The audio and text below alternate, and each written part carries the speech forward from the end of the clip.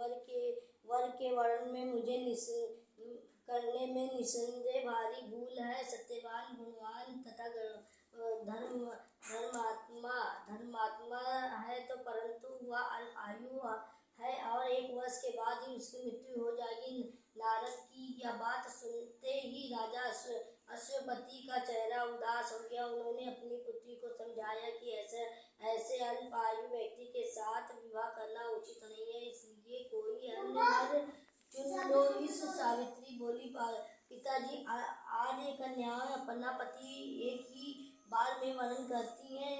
अब चाहे जो भी हो, मैं सत्यवान को ही वर स्वरूप में स्वीकार करूंगी। सावित्री ने नारद से सत्यवान की मृत्यु का समय मालूम कर लिया। अतंता उन दोनों का विवाह हो गया। वह ससुराल पहुँचते ही सास ससुर की सेवा में दिन रात रहने लगी। समय बदला, ससुर का बल क्षीण हो गया। देख देवताओं शत्रुओं ने राज्य छीन लिया। वे परिवार सहित वन में रहने लगे। नारद का एक वचन सावित्री को दिन प्रतिदिन अधीर कर रहा था। उसने पति के मृत्यु का दिन नजदीक होने से 3 दिन पूर्व ही उपवास शुरू कर दिया। नारद द्वारा कठिन निश्चित तिथि पर पितरों का पूजन किया। नित्य की भांति उस दिन भी सत्यवान अपने समय पर लकड़ी काटने के लिए जब वहाँ चला तो सावित्री भी सास ससुर की आज्ञा लेकर चलने को तैयार हो गई। सत्यवान वन में पहुंचकर लकड़ी काटने के लिए वृक्ष पर चढ़ा। वृक्ष पर चढ़ने के बाद सिर में भयंकर पीड़ा होने लगी। वह नीचे उतर। सावित्री ने उसे पेड़ के नीचे लिटाकर उसका सिर अपनी जांघ पर रख दिया। देखते ही यमराज सत्यवान के प्राणों को ले चल दिए।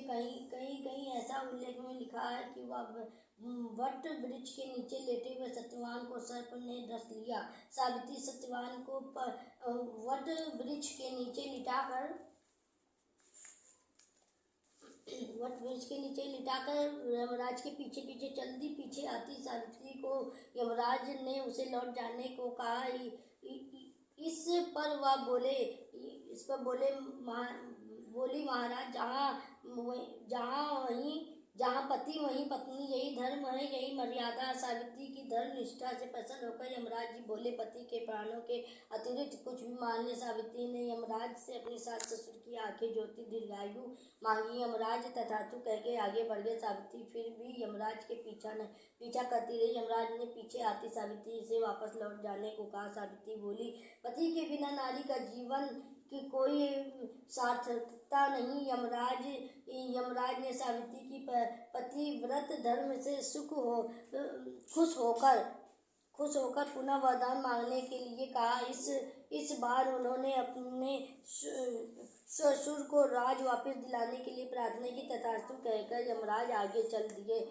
सावित्री अब भी यमराज के पीछे चलती रही। इस पर सावित्री ने यमराज से सब पुत्रों की मां बनने का वरदान मांगा। तथास्तु कहकर जब यमराज आगे बढ़े तो सावित्री बोली, आपने मुझे सब पुत्रों का वरदान दे दिया है, पर पति के बिना मैं मां किस प्रकार बनूंगी।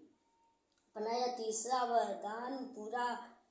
तीसरा वरदान पूरा करिए। सावित्री की धर्म निष्ठा, ज्ञान, विवेक तथा पतिव्रत धर्म की बातें सुनकर यमराज ने सत्यवान के प्राणों को अपने पास से स्वतंत्र कर दिया। सावित्री सत्यवान के प्राण को लेकर वट वृक्ष के नीचे पहुंची, जहां सत्यवान का मृत शरीर रखा था। सावित्री ने वट वृक्ष की परिक्रमा की तो सत्यवान जीवित हो उठा।